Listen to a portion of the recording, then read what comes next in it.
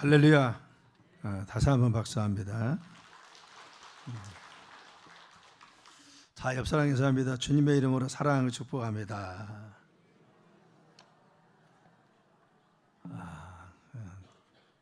무더운 무더위가 이제 살인적 폭염이다 이렇게 얘기하는데 굉장히 힘들고 어려운데 그래도 한 이틀 동안은 그래도 좀 열대야가 조금 없는 것 같아서 어제 저녁은 좀 나았던 것 같아요. 힘들고 어려웠을 텐데 옆 사람과 인사합니다. 힘내세요.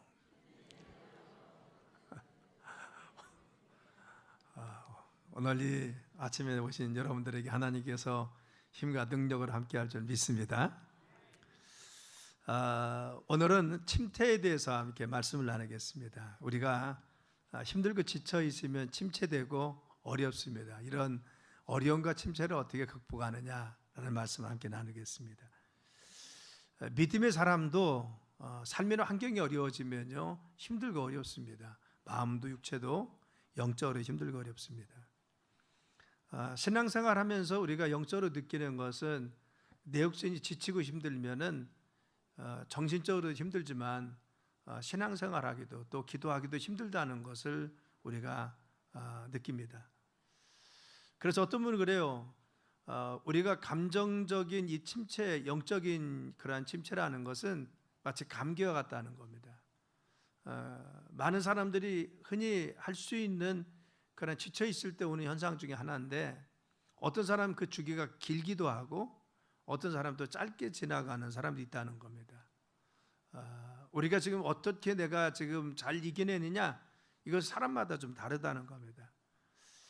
심지어는 우리가 성경에 보면요 성경적인 위대한 인물들도 사실 영적인 침체가 있었습니다.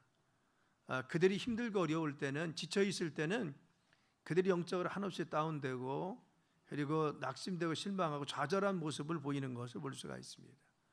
우리가 모세의 모습에서도 볼 수 있고요.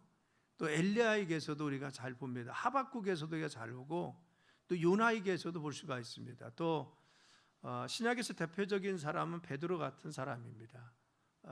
이런 어떤 굴곡들이 분명히 있었다는 것을 압니다. 오늘 본문에 나와 있는 엘리야도 마찬가지입니다. 그가 정말 지금까지는 믿음으로 잘 했습니다. 그래서 3년 동안 영적인 대운동을 일으키면서 그가 영적인 놀라운 일들을 일으켰습니다. 그래서 하나님의 대변자로 하나님의 능력도 나타나고 하나님의 기적도 일으키고 그리고 이방의 우상들을 쫓아내기도 하고 그리고 하나님의 기적도 보이기 시작했다는 겁니다. 특히 바알과 아세라 신을 섬기고 있는 제사장들을 850명을 정말 물리치는 혁혁한 공을 세워서 하나님의 살아계심을 증거했던 위대한 선지자입니다. 그런데 자신의 선지자들이 죽임을 당한 것을 왕비였던 이세벨이 알았습니다. 그리고는 어떤 말을 하느냐? 바로 그가 말하기를 이세벨이 사신을 엘리야에게 보내어 2절에 이르되 내가 내일 이맘때에는 반드시 내 생명을 저 사람들 중에 한 사람같이 되리라. 저 사람들이 누구요? 자기의 우상을 자기가 섬기는 우상을 바로 이끌던 제사장들이 죽임을 당했는데 그들과 같이 엘리야도 죽임을 당할 것이라고 선언한 겁니다. 이것은 무슨 말이냐? 바로 이세벨은 엘리야를 죽이겠다는 겁니다. 반드시 그의 생명을 빼앗겠다라고 했습니다. 그런데 이 위협을 받고 나서 엘리야는 어떤 태도를 취하느냐? 그 말에 그만 좌절하고 실명합니다. 우리가 이해하지 못하는 것은 그렇게 많은 핍박 속에서도 잘 견디고 하나님의 놀라운 역사를 일으켰던 엘리야가 갑자기 이세벨의 한마디를 듣고 나서 갑자기 낙심하고 실망하고 좌절해서 그는 도망가서 부엘리소에 가서 또 깊은 광야로 들어갑니다. 그런 깊은 곳에 들어가서 노뎀나무 아래에서 그가 어떻게 합니까? 하나님, 내가 너무 지쳐 있는데 차라리 죽는 게 낫겠습니다. 나를 좀 죽여주세요. 내가 차라리 죽는 게 좋겠습니다. 내가 너무 지쳐 있습니다. 그래서 하나님, 내가 지금 넉넉하니까 내 생명을 거두어 주세요. 취해 주세요. 나 이거 죽는 것이 내가 지금 넉넉합니다. 나는 10주에 비해서 더 나은 것도 없고 정말 나는 힘들고 어렵습니다. 이 고백합니다. 우리는 이 장면에서 볼 수 있는 것은 엘리야가 많이 지쳐 있었다는 겁니다. 그리고 힘들어하고 그리고 좌절되어 있고 자신의 삶에 어떠한 결과가 나타나지 않았을 때 그는 거기에서 낙심해서 있는 모습, 특별히 요즘과 같이 이런 그 무더위가 계속되는 것이 그 지방 아닙니까? 그래서 힘들고 어려운데 그는 도망가서 부엘세바까지 가서 또 강약 깊은 곳에 들어갔습니다. 그리고 노뎀나무 그늘 아래서 쉬면서 너무 지쳐서 했던 것이 이 표현입니다. 그런데 엘리야가 여기서 끝났느냐? 그게 아니죠. 그는 이런 좌절과 정말 나는 죽고 싶습니다 라고 하는 그런 어떤 낙심 속에 있었는데 하나님은 그를 그곳에서 다시 사명을 주어 일으키셔서 새로운 희망 가운데 큰 사명을 마지막까지 감당하게 사용하여 주시더라는 겁니다. 우리는 이것이 궁금한 겁니다. 우리가 지금 여러 가지 힘들고 어렵습니다. 요즘 보면 우리가 뉴스를 접할 때마다 겁이 나는 것은 우리 사랑하는 자녀들이나 우리 가족들이 혹시 어디 가서 사람 많은 곳에 있으면 불안한 것 같이 느껴집니다. 왜? 무차별적으로 사람을 찌르고 그리고 테러하는 일들이 지금 이 안전했던 한국 치안 국가에서 지금 일어나고 있습니다. 그렇죠. 날씨는 더워서 우리가 힘들고 어려워요. 그리고 경제도 어렵고 여러 가지 정말 힘든 상황 속에서 우리의 삶에 지금 불안한 것이 사실입니다. 그래서 때로는 지치고 힘든 것이 우리의 모습이죠. 그런데 이런 상황 속에 있는 우리들에게 한 가지 소망은 무엇입니까? 하나님, 이런 지쳐있는 우리의 삶에, 힘든 이러한 삶에 하나님 우리가 다시 어떻게 일어날 수가 있습니까? 이런 어떤 낙심과 그리고 또한 좌절 속에 있는 우리들이 이 지쳐있는 이 상태에서 어떻게 일어날 수가 있습니까? 이것을 한번 살펴보려고 합니다. 여러분, 이 여름 우리가 주님이 주시는 힘과 능력으로 일어나길 간절히 축원합니다. 우리가 무덥고 힘들고 어렵지만 하나님께서 엘리야를 통해 주신 영적인 힘과 능력으로 다시 일어서는 믿음의 여러분 되시길 간절히 축원합니다. 자, 그러면은 우리가 먼저 살필 것은 침체가 왜 오냐 그겁니다. 왜 사람들이 낙심하고 실망하고 갑자기 그렇게 큰 능력을 일으켰던 엘리야가 갑자기 주저앉아서 차라리 죽는 것이 낫겠습니다 이렇게 했던 이유가 무엇입니까? 첫 번째는 자신의 감정에 너무 사로잡혔습니다. 사실보다 자신의 감정에 너무 몰두해 있었다는 겁니다. 우리가 3절 말씀에 보면요, 그가 이 형편을 보고 일어나 자기 생명을 위해 도망하여 알겠어요.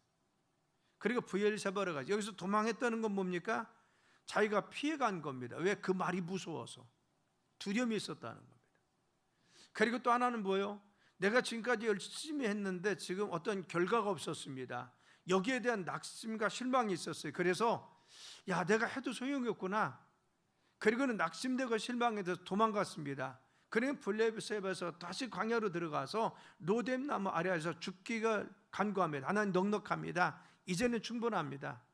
저 더 이상 일할 수가 없어요. 내가 열심히 일했는데 결과가 없잖아요. 하나님, 결국은 이 많은 기적과 이적을 일으켰는데 하나님께서 좀 뭐 좀 해주셔야죠. 아무것도 하지 않았지 않습니까? 지금 변한 게 뭐였어요? 그렇죠. 3년 6개월 동안 비 오지 않는 그 땅에 내가 그렇게 죽을 고비를 넘으면서 삼고, 그리고 또 하나님 이적과 기적 가운데 비를 내리고, 물론 하나님이 하셨지만 또 이 많은 선지자 이방 우상 숭배자와 내가 싸워서 이겨서 하나님이 살아계심을 증거했으면 아합의 마음을 깎고 이세벨의 마음도 꺾어서 이 나라가 좀 변해야죠. 하나님 겨우 이 승리를 맛보았는데 이 이세벨이 아직도 안 꺾여서 나를 죽이려고 합니까? 화가 난 겁니다.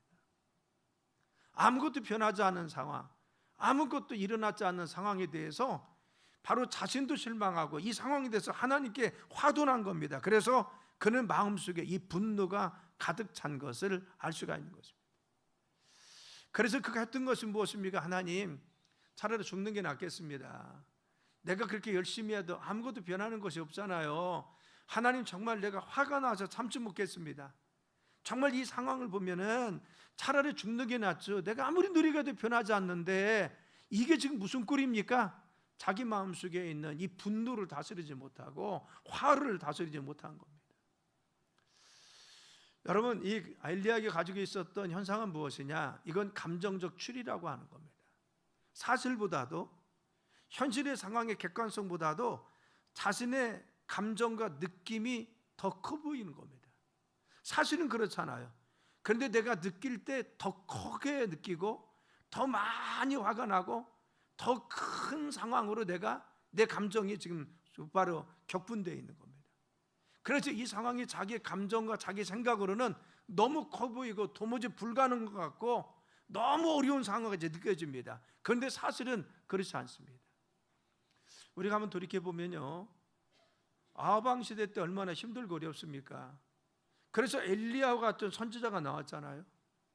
그래서 그 당시에 어려움이 없었습니까? 어려움이 있었습니다. 이세벨 왕후가 얼마나 극심하게 이같이 많은 선지자를 죽이고 탄압했습니까?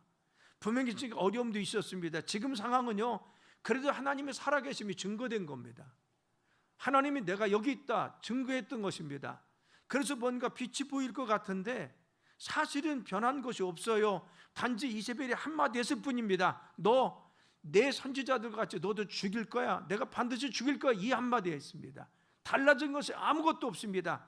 그런데 자기 마음속에 이 화가 나고 변하지 않은 것에 대해서 감정이 솟아나와서 객관적 사실보다도 자기의 감정이 치우쳐서 그만 자기가 바로 감정에 쌓여있는 것을 알 수가 있어요. 이것이 무엇이냐? 감정적 추리라는 겁니다. 많은 사람들은 사실이 그러냐? 그래, 그것이 정말 객관적 사실이냐? 정말 그래? 이거보다도 내가 어떻게 느끼냐? 내가 지금 어떻게 생각하냐? 내가 지금 어떤 마음을 가지고 있느냐? 이것을 더 앞세웁니다. 이것이 우리를 그르치게 만드는 겁니다. 우리가 실수하는 것은 뭐냐? 내가 냉철하게 객관적 사실을 보면 전혀 그렇지 않아요. 근데 나는 그냥 싫은 겁니다. 나는 그냥 힘든 겁니다. 나는 그것이 그냥 커 보이는 겁니다. 나는 더 이상 하기 싫은 겁니다. 이것이 우리를 문제를 일으키고 우리의 삶을 무기력하게 만든다는 겁니다. 대부분의 심리학자들은요, 이때 중요한 것은 발산하라고 합니다. 내가 가지고 있는 어떠한 분노 그리고 화나는 것을 이야기하라는 겁니다. 그래서 우리가 이제 사람들을 보면 내향적인 사람이 있고 외향적인 사람이 있습니다. 외향적인 사람들은 담아놓들 못해요. 그냥 느끼면 느끼는 대로 이야기하고 화나면 화나는 대로 화를 쏟고 내가 무언가 생각하는 대로 그냥 다 쏟아놓습니다. 담아놓은 게 없어. 이 사람들의 특징은 뭐예요? 나는 뒤끝이 없다 안 합니다. 그렇죠. 뒤끝 없이 다 쏟아놓는데 옆에 있는 사람은 상처를 엄청나게 받습니다. 옆에 있는 사람은 너무 힘들어요. 그렇죠. 오히려 외향적인 사람들은요, 말을 그냥 다 쏟아내고 자기 하고 싶은 말 다 하고 살으니까 속병이 없습니다. 이 사람들은 정말 건강합니다. 근데 중요한 것은 뭐냐? 그것을 듣고 있는 내향적인 사람들은 아무 얘기 못 하니까 속병이 있다는 겁니다. 그렇죠. 만일 차라리 이 엘리야가 쏟아놨으면 괜찮은데 이 상황 속에 중요한 것은 무엇입니까? 우리가 우리의 삶 가운데 힘들고 어려운 일이 있을 때 중요한 것은 내 감정에 쌓여 있을 때 우리가 평정심을 찾기 위해서 중요한 것은 하나님 앞에 내 감정을 토로하는 믿음이 있어야 될 줄 믿습니다. 우리의 삶에 중요한 것은 내가 힘들고 어렵습니다. 이것을 쌓아두면은 이 감정이 내가 더 폭발하고 쌓여서 내가 잘못된 그릇된 판단을 합니다. 그래서 그릇된 상황을 인식하고 그릇된 행동을 통해서 하나님 앞에 우리가 온전히 서지 못하고 삶에 있어서 균형을 잃어버립니다. 이때 중요한 것은 우리가 감정에 치우치지 말고 하나님 앞에 기도로서 내 상한 마음, 아픈 마음을 주님께 기도하는 여러분 되시길 간절히 축원합니다. 그래서 빌립보서 말씀이 오르겠어요. 아무것도 염려하지 말고 다만 모든 일에 너희 기도와 간구를 하나님께 아뢰라겠어요. 그러면 하나님의 평강이 그리스도 예수 안에서 너희 마음과 생각을 지킨다 하겠어요. 우리가 염려가 있고 근심이 있을 때 중요한 것은 하나님 앞에 우리의 감정을 낱낱이 하려는 것입니다. 내가 그것을 감정에 치우치지 않고 주님께 아뢰면은 우리가 바로 감정적인 영적 침체에 빠지지 않고 승리할 줄 믿습니다. 자, 두 번째는 그가 낙심에 빠진 이유가 무엇입니까? 자기를 다른 사람과 비교한 겁니다. 여러분 4절에 보면은 나는 내 조상들보다 낫지 못합니다. 내가 보니까요, 하나님 내가 굉장히 큰 선지자였는데 지금 생각하니까 정말 아무것도 나타나지 않은 것을 보면 큰 이적과 기적이 나타났음을 불구하고 아무것도 변화시키지 않는 걸 보니까 나에게 별거 아닌 것 같습니다. 하나님, 하늘에서 불이 내리고 그리고 비가 내릴 때는 굉장히 큰 것 같았는데, 아니 이세벨 마음도 변하지 않고 아방도 변하지 않고 이 백성들이 여전히 변하지 않은 모습을 보니까 하나님, 나 별거 아닌 것 같습니다. 하나님, 그렇죠? 자기 자신을 어떤 것에, 열조에 비해서, 아브라함에, 이삭에 비해서, 야곱에 비해서, 요셉에 비해서 나는 별거 아닌 것 같습니다. 여러분, 자기 자신을 다른 사람과 비교했다는 겁니다. 우리가 낙심에 빠지는 이유 중에 하나는 뭐냐? 우리가 다른 사람과 비교하는 겁니다. 저 사람은 잘하는데 왜 난 못하지? 장로님은 저렇게 잘하셨는데 나는 이렇게 신앙이 성장되지 못하지? 나는 늘 미숙한 것 같아. 왜? 다른 사람들 잘하는 것 같아, 나는 못하는 것 같아. 이것이 뭐예요? 우리를 실망하게 만드는 겁니다. 그래서 대부분 비교하는 사람들은 자기를 자학합니다. 나는 못났어, 나는 가능성이 없어, 나 같은 사람 하나님 쓰시려나? 그래서 결국은 침체에 늪이 빠져요. 특별히 내가 부기력하고 힘든 상황 속에는 더 내 자신이 결점해 보입니다. 그래서 나 같은 사람은 하나님께서 정말 귀하길래나? 이런 생각이 듭니다. 고린도서 10장 12절에 이렇게 말씀해서 한번 읽어볼까요? 시작. 우리는 자기를 칭찬하는 어떤 자와 더불어 감히 짝하며 비교할 수 없노라. 그러나 그들이 자기로서 자기를 헤아리고 자기로서 자기를 비교하니 지혜가 없도다. 아멘. 우리는요, 칭찬받는 사람과 비교할 수 없을 정도로 초라할 때가 있습니다. 그런데 더 미련하고 더 지혜 없는 것은 뭐냐? 자기를 자꾸 그 사람과 비교해서 자학하는 거라는 겁니다. 성경은 우리에게 말씀하고 있는 것이 무엇입니까? 옆 사람과 자꾸 비교하지 말라는 겁니다. 왜 그래요? 하나님은 우리를 하나님이 걸작품으로 만들었어요. 그래서 어머니 모태속에서 우리의 장부를 빚어 만들었다는 겁니다. 오장육부를 한 사람 한 사람 만들었어요. 그래서 어떤 화가가 자기 심혈을 기어 그렸던 그림은요, 그것을 우리는 걸작품이라고 합니다. 세상에 하나밖에 없는 작품이라는 겁니다. 그렇듯이 하나님은 우리 한 사람 한 사람을 주님의 걸작품으로 만드셨어요. 그래서 우리는 다른 사람과 비교해서 모두가 다 독특한, 바로 한 사람 한 사람의 가치가 다 소중한 것이 우리 자신입니다. 또 우리를 죄악 가운데 구원해서 하나님의 자녀 삼아 주실 때 당신의 아들인 독생자 예수를 보내셔서 그의 죽음을 통해서 우리를 자녀 삼으신 줄 믿습니다. 그래서 하나님은요, 우리를 존귀한 자라고, 우리를 보배로운 자라고, 그래서 정말 세상의 어떤 것보다도 우리를 가장 소중한 자라고 여기고 계십니다. 우리는 남들과 자꾸 비교하지 말자는 겁니다. 저 사람 잘하는데 나는 왜 그럴까? 그럴 수도 있습니다. 저 사람 신앙이 잘 성장하는데 나는 왜 그러지? 감정적으로 나는 연약한 것이 있을 수도 있습니다. 저 사람 환경이 좋은데 나는 왜 그러지? 여러분, 우리의 삶에 그럴 수도 있습니다. 그런데 중요한 것은 믿음의 사람들은 그런 어려움 속에서도 하나님 바라보며 믿음으로 참고 견디니까 주님이 쓰시더라는 겁니다. 우리는 우리를 사랑하시는 주님만 바라보길 간절히 축원합니다. 세 번째는 자신의 한계를 넘어서는 바로 기대 때문에 그렇습니다. 결과에 너무 집중했다는 겁니다. 우리가 10절에 보면요, 그가 대답하되 내가 만군의 하나님 여호와께 열심히 유별하였으니 이는 이스라엘 자손의 주의 언약을 버리고 주의 제단을 헐며 칼로 주의 선지자를 죽였사오며. 이 말씀이 뭐예요? 나는 주님 앞에 열심을 냈다는 겁니다. 내가 최선을 다해 지금까지 이랬는데 하나님, 지금 결과는 아무것도 얻은 것이 없다는 겁니다. 지금 칼로 위협하는 위협만이지 뭔가 변화가 없습니다. 이건 뭐예요? 내가 정말 열심히 일했지만 하나님 열매가 없어요, 이겁니다. 내가 열심히 일해서 그 하늘에서 불도 내려왔고, 그리고 또한 3년 6개월 말았던 땅에 하나님께서 정말 홍수를 내리듯이 비를 쏟으셨으면 이런 이적이 있으면 뭔가 변화가 있어야 되잖아요. 아합도 변하고 이세벨이 어떤 일이 있던가, 백성들이 변해야 돼. 아무것도 변한 것이 없습니다. 우리는 내가 열심을 다했지만 변화가 없으면 힘들어지는 겁니다. 내가 열심히 기대하고 노력했는데 내가 기대한 것만큼 어떤 상황에 변하지 않으면 우리는 실망하고 좌절합니다. 이것이 바로 엘리야에게 있었던 그러한 좌절의 마음이었습니다. 그런데 중요한 것은 한 가지 놓친 것은 무엇입니까? 모든 결과는 주님께서 이끄심을 우리는 믿어야 됩니다. 우리는 최선을 다할 뿐이지 그 일을 이루시는 분은 하나님이신 줄 믿습니다. 우리는 주님의 역사 가운데 주님이 우리를 쓰실 때 단지 그곳에 우리가 쓰임받는 것이지 우리의 생각대로 그것이 결론이 지어지는 것이 아니라 하나님의 뜻 가운데 주님이 지금 당신의 역사를 우리를 통해서 이루어 가십니다. 나는 지금 이 퍼즐 가운데 어디에 맞춰졌는지 모릅니다.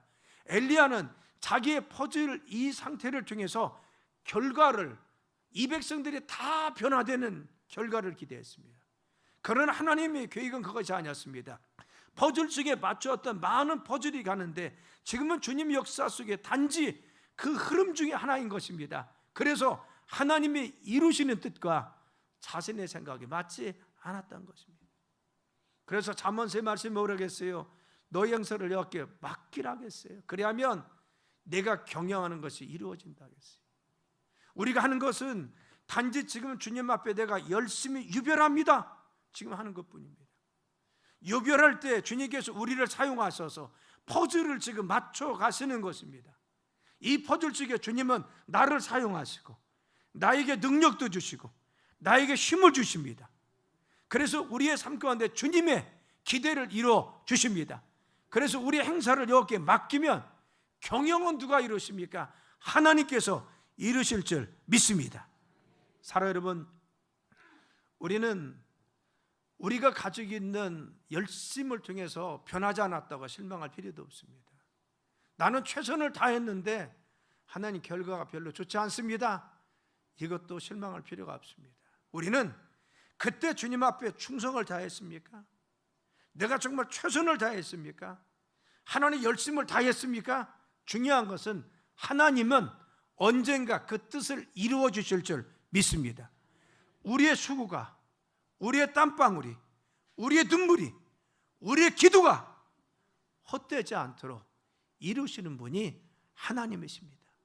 그래서 믿음의 사람들은 그런 상황 속에서 결과가 어려워도 내가 목표했던 목표치에 다다르지 않아도 우리는 과정 속에 기도하며 믿음으로 산 사람들은 실망하지 않습니다. 왜? 내 인생을 주관하신 하나님이, 나를 쓰시는 하나님이 위대한 작품을 지금 만들고 가시면 알기 때문에 우리는 실망하지 않고 우리 가정을 바라보고 우리의 자녀들을 향해서 기도하고 우리의 정말 미래를 위해서 기도하고 우리의 장래를 주님께 맡길 수가 있는 것입니다. 왜? 주님이 이루어 주실 줄 믿습니다. 또한 네 번째는 왜 그렇습니까? 바로 엘리야가 가지고 있던 부정적인 생각입니다. 엘리야는 자기가 생각했던 것은 무엇입니까? 하나님, 오직 나밖에 안 남았어요. 나만 남아 있습니다. 지금 선지자들이 다 죽고요, 믿음의 사람은 다 죽었습니다. 나만 남았는데 나마저도 이와 같이 이런 기적을 주고도 변하지 않으면 이 세상 어떻게 변합니까? 이 나라 어떻게 소망이 있습니까? 그렇죠. 엘리야는 지금 어떻게 했습니까? 자기 하나밖에 남지 않았다겠습니다. 그런데 중요한 것은 무엇입니까? 하나님은 그 당시에 바알에게 무릎 꿇지 않았던 7,000명의 사람들을 남겨두었어요. 그 뒤에 하나님께서 역사하셔서 바로 이와 같이, 엘리야와 같이 바로 바알에게 무릎 꿇지 않고 하나님 앞에 서 있는 온전한 믿음의 사람, 하나님 바라보는 사람, 믿음의 일꾼들을 만들어 주셨습니다. 그들 7,000명이 함께 기도하게 만들고 이 상황 속에 함께 힘을 모게 만들고 하나님 앞에 간구하게 만들었습니다. 그래서 그들을 통해서 지금 역사하고 있는 사실을 알지 못했다는 겁니다. 많은 사람들이 왜 실망하고 어렵고 낙심하는 줄 압니까? 자기 혼자라고 생각할 때 그래요. 누구도 나를 도와주지 않아. 이것이 어려운 겁니다. 아무도 나를 이해하지 못해. 내 남편도 이해하지 못하고 목사님도 이해 못하고 내 친구도 이해하지 못해. 자살 심리학에서는요, 사람이 자살하는 이유가 뭐냐? 그것은 아무도 자기를 도와주지 못하고 자기 혼자라고 생각하기 때문에 자살한다는 겁니다. 근데 주변에요, 정말 도와주지 않습니까? 가족들도 도와주고 주변에서 돕는 사람이 많아요. 그런데 나는 마치 외로운 섬 같아. 나는 혼자야. 아무도 나에 관심이 없고 아무도 내 말 듣지 않아. 이런 사람이 결국 자살한다는 겁니다. 사랑 여러분, 엘리야가 왜 노뎀나무 아래에서 죽기를 간구해서 나 혼자 합니다. 겁니다. 하나님도 날 지금 버린 것 같아요. 아무도 없잖아요. 내 주변에 아무도 없습니다. 그러나 여러분, 하나님께서 7,000명을 남겨두시고 하나님이 살아계시듯이 지금도 우리와 같이 계신 분이 우리 주님인 줄 믿습니다. 그래서 마태복음 28장 20절이 뭐라고 했어요? 볼지어다 내가 세상 끝날까지 너희와 항상 함께 있으리라 하겠어요. 하나님께서 우리와 함께 계심을 믿으시길 간절히 축원합니다. 우리의 삶 가운데 낙심하지 않는 것은 주님이 지금도 함께 있어요. 나와 지금 동행하고 계십니다. 나를 위해서 기도하는 목사님도 계시고 내 가족도 있고 그리고 또한 장로님들도 계십니다. 정말 내 주변 나를 사랑하는 사람이 끊임없이 많이 있어요. 주님이 우리를 사랑하셔서 너를 보배롭고 존귀하다고 말씀하세요. 정말 사람스럽다고 말씀하십니다. 하나님이 우리를 사랑하는 줄 믿습니다.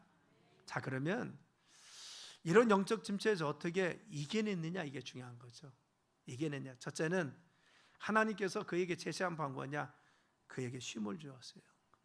육체적인 필요를 풀게 했습니다. 자, 로뎀나무 밑에서 하나님 죽는 게 낫습니다 라고 했을 때 나무를 했습니까? 야단쳤습니까? 아닙니다. 잠을 주셨습니다. 쉬게 했다는 겁니다. 너무 지쳐있는 그에게, 정말 지쳐있는 그에게요, 하나님께서 잠을 주셨어요. 깊이 잠을 주시고 나서 천사를 통해서 그를 어루만지게 하셨어요. 그리고 뭐라고 했습니까? 일어나서 먹으라고 했어요. 그래서 엘리야가 일어나서 보니까 바로 숯불에 구운 떡이 있었고 한 병에 물이 있었습니다. 그것을 먹고 마셨다는 겁니다. 그리고 또 잠이 들었습니다. 하나님께서 그때 뭐라고 했습니까? 아닙니다. 그를 또 재웁니다. 그리고 나서 또 어느 정도 자니까 또 어루만지면서 깨웠어요. 일어나 먹으라. 내가 기를 이기지 못할까 하더라. 네가 지금 쉼을 얻지 못하면, 먹지 않으면, 쉬지 않으면 네가 일어날 수 없는데 네가 먹고 마시라는 것입니다. 그래서 힘을 내야 네가 길을 갈 수 있으니까 먹고 마시라는 겁니다. 사랑 여러분, 우리에게 하나님께서는 지치고 힘들 때 쉬라고 말씀하심을 믿으시길 간절히 축원합니다. 어떤 믿음 좋은 사람들은 바로와 같이 자신의 삶 가운데 일중독에 걸렸어요. 그래서 내가 일하지 않으면, 내가 주님을 위해서 끊임없이 노력하지 않으면 하나님이 나무라는 것 같이 생각하는 사람이 있어요. 그래서 한시도 쉬지 못해요. 너무 지쳐 있는데도. 아니에요. 지쳐 있을 때는, 육신적으로 너무 피곤하면 여러분 쉬시길 바랍니다. 아멘. 내 육신이 쉼을 얻어야 건강도 찾을 수 있고, 그리고 영적으로도 건강해질 수 있는 겁니다. 내가 너무 지쳐 있어요. 엘리야가 너무 지쳐 있어요. 하나님은 재웠다는 겁니다. 우리가 잠도 필요합니다. 때로는 휴가도 필요하고, 때로는 힘들 때는, 무더위에 지쳐 있을 때는 우리가 정말 쉼도 있어야 됩니다. 이와 같이 쉬는 것은 무엇입니까? 하나님 우리에게 주신 다시 일어날 수 있는 새로운 소생하는 기쁨이라는 것을 우리는 알아야 됩니다. 사랑 여러분, 여러분들이 이제 8월이 되어서 힘들고 어렵지만 휴가 기간이기도 하고, 또 힘들고 어려울 때 내가 육신적으로 쉬기도 합니다. 이때 중요한 것은 하나님께서 여러분 안에 참된 쉼을 주시길 간절히 축원합니다. 평안한 마음도 주시고, 기쁨도 주시고, 또 깊은 잠도 주시고, 하나님께서 말씀을 통해서 공급해 주시는 은혜도 받게 만드시고, 할렐루야.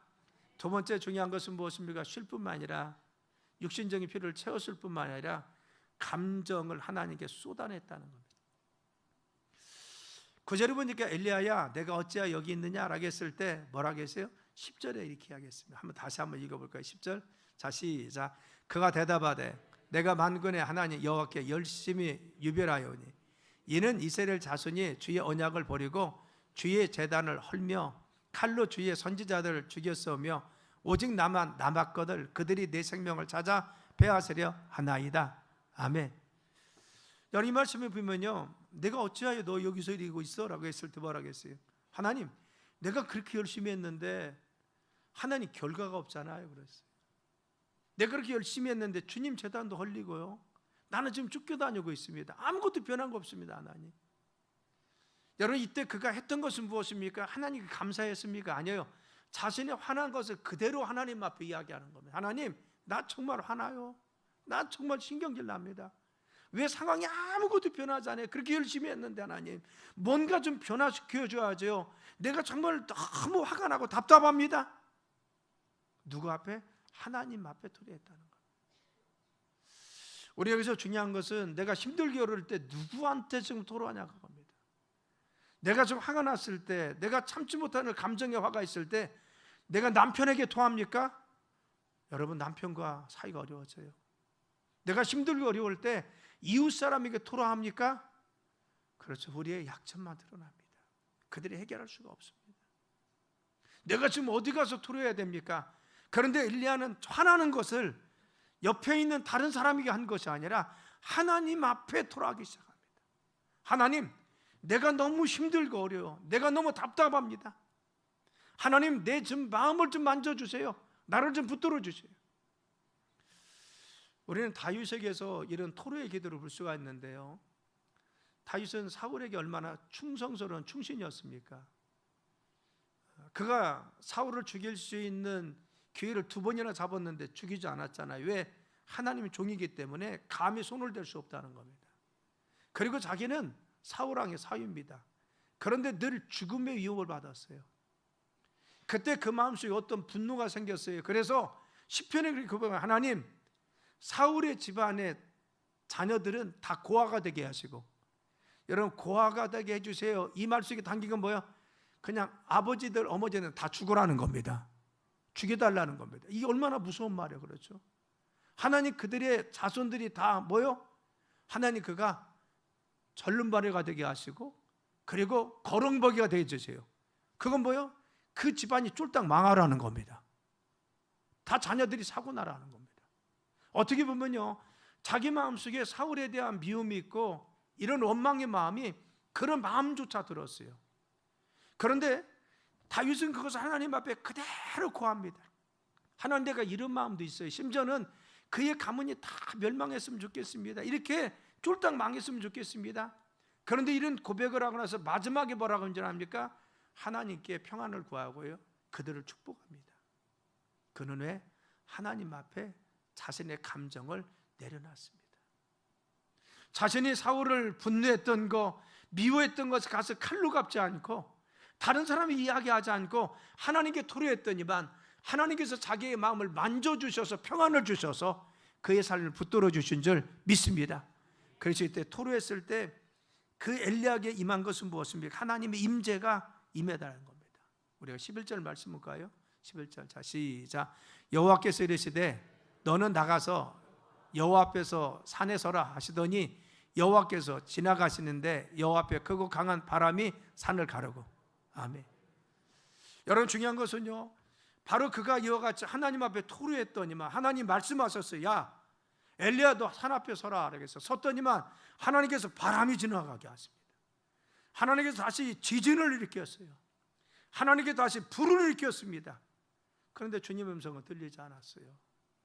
하나님이 역사하시는데 자신의 마음속에 어떤 확신이 들지 않았다는 겁니다. 그런데 세미한 음성으로 자기에게 말씀하시는데 이때서야 주님의 평강이 임하기 시작합니다. 하나님의 은혜 가운데 다시 일어날 수가 있었습니다. 우리가 중요한 것은 내가 힘들게 어려울 때 하나님 앞에 나와서 하나님, 힘들어요, 내가 어렵습니다, 이런 마음이 있습니다. 우리가 힘들 때 주님께 나와서 기도하고, 가정에서 기도하고, 내가 휴가 가서 기도하고, 하나님 앞에 쉼을 달라고 하면, 나를 만나달라고 하면 주님께서 만나 주실 줄 믿습니다. 우리는 세상에서 쉼을 얻는 것이 아니라 주님 안에 있으면, 주님 나를 만나 주시고 나에게 힘도 주시고 나를 정말 만져주옵소서 하면 주님께서 우리에게 힘과 능력 주실 줄 믿습니다. 그래서 주님의 임재하심을 받았을 때 그의 삶에 새롭게 일어난 것을 알 수가 있어요. 그래서 열왕기상 15장 15절에 보면요, 이렇게 말했습니다. 시작. 그가 그 아버지가 성별한 것과 자기가 성별한 것을 여호와의 성전에 받들어 드렸더니 곧 은과 금과 그릿들이더라. 아멘. 그는 다시 일어나서 하나님 앞에 정말 귀한 사명을 감당할 수 있는 믿음의 삶으로 주님께 쓰시더라는 거예요. 우리가 중요한 것은 무엇입니까? 하나님께서 바로 엘리야를 사명 가운데 다시 쓰신 것은 무엇입니까? 주님을 만나고 하나님께 맡겼더니만 주님께서 그의 삶을 사용하시고 역사하여 주었습니다. 사랑 여러분, 우리는 힘들고 어려울 때 다른 것으로 위안 받으려고 하지 말고, 물론 쉬기도 해야 됩니다. 휴가도 해야 됩니다. 그러나 더 깊은 우리의 소생하는 힘은 세상이 아니라 주님이 주시는 힘인 것을 믿으시길 간절히 축원합니다. 내가 힘들 때는 주님께 묵상하고 어디서든 하나님 앞에 힘든 것을 고백하고 힘달라고 하고, 그러면 주님께 함께할 줄 믿습니다.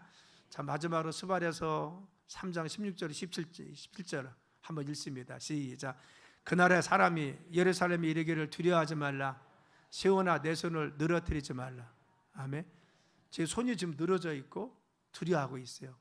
근데 그러지 말라는 겁니다. 자, 17절 시작. 너희 하나님 여호와가 너희 가운데 계시니 그는 구원을 베푸실 전능자시라. 그가 너로 말미암아 기쁨을 이기지 못하시며 너를 잠잠히 사랑하시며 너로 말미암아 즐거이 부리며 기뻐하시리라 하리라. 아멘. 17절 처음에 띄워봐요. 자, 너희 하나님 여호와가 너희 가운데 계신, 우리 가운데 계신 주님을 믿으시길 간절히 축원합니다. 여러분, 지금 힘들지만 주님 우리 안에 계시고 우리 가정에 계십니다. 그는 구원을 베푸실 전능자입니다. 우리의 상황 속에서 개입할 수 있는 능력이 있습니다. 그가 너로 말미암아 기쁨을 잊지 못하니. 하나님은요 우리를 기쁨으로 다시 삼아줄 줄 믿습니다. 잠잠히 사랑하며 너로 말미암아 즐거움을 부르며 기뻐하리라. 우리가 정말 기쁨이 될 수 있도록 우리의 삶을 다시 소생시켜 줄 줄 믿습니다. 이 지친 여름에 주님이 주시는 소생의 힘이 여러분의 가정과 삶에 넘치길 예수님의 이름으로 축원합니다. 기도합니다. 하나님, 우리의 삶에 주님의 은혜가 넘치게 하시고 하나님의 사랑이 넘치게 하시고 주님의 소성함이 넘치게 도와주옵소서.